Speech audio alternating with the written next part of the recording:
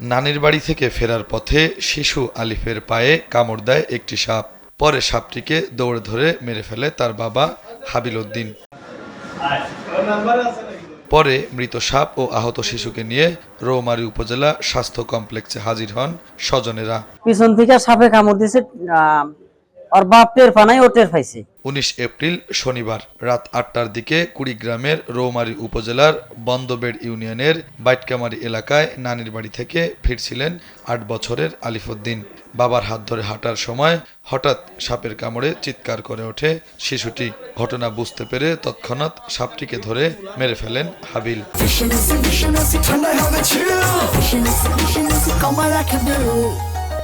ও পাড়া দিছে ঠিকই, কিন্তু ও তাল করে নাই যে কামড় মারছে, কিন্তু ওর বাপে ফের পাড়া দিছে যখন, তখন কয় যে আব্বু তোমার পায়ের তালে সাপ।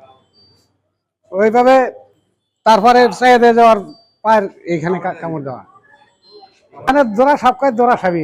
ওর নাম হলো আলিফ। ও সন্ধ্যার সময় ওর বাপের সাথে, ওর আব্বার সাথে ওর নানার বাড়ি যাইতেছে।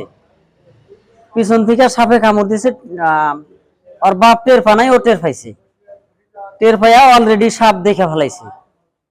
ওখানে সাপ দেখে হেরা সাপ যেভাবে ধরে মারছে, এবং সাপের যে কামড় দিছে বাস্তবে দাগ আছে।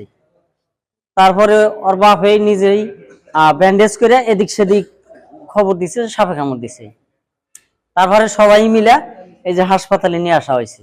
সাপে যে কাটছে ছেলেটা আমার ভাগনা। সন্ধ্যাবেলা আমার বোনের সাথে, আমার বোন জামাইয়ের সাথে নানি বাড়ি থেকে নিজেদের বাসায় যাওয়ার পথে ঘাস ক্ষেতের আইল থেকে রাস্তা ঘাস ক্ষেতের সাথেই, সেই ঘাস ক্ষেতের ওই জায়গার থেকে বুকরা সাপে আর কি কামড় দেয়।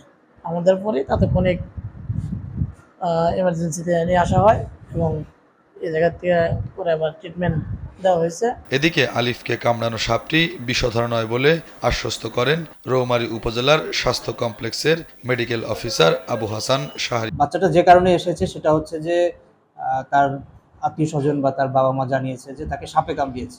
তারা তো আসলে শিওর না সাপটা বিষাক্ত কিনা। তো এখানে আনার পরে আমরা দেখলাম যে সাপের যে বিষ দাঁতের কোনো চিহ্ন নেই, অর্থাৎ এটা বিষাক্ত সাপ না। এবং বিষাক্ত সাপ কামড়ালে যে সমস্ত লক্ষণ থাকে তার মধ্যে সেই লক্ষণগুলো আমরা দেখিনি। আমরা ঘন্টাখানেকের মতো অবজারভেশনে রেখেছি, এখন পর্যন্ত সেরকম কোনো লক্ষণ দেখিনি। এই মর্মে আমরা উপনীত হয়েছি যে এটা আসলে বিষধর সাপ নয়।